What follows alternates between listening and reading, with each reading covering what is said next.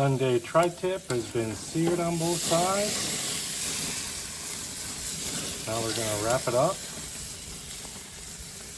and let it cook for about 3 hours.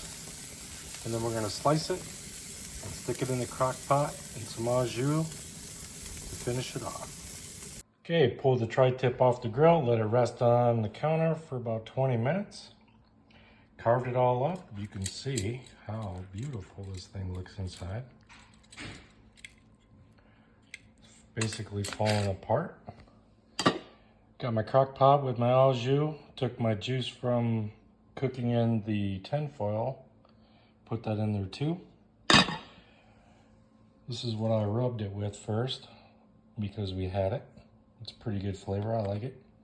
And this is where our marinade stock is that mixes up our au jus. So we're gonna let this go for about an hour in the crock pot, soak up those juices. And then we're gonna put it on some hoagie rolls that we have here with some hot peppers, and we're gonna eat.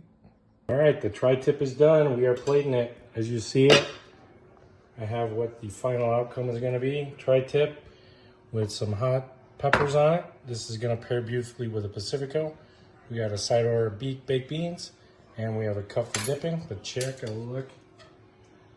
We're gonna build this baby here. Look how fall apart it is. It's beautiful.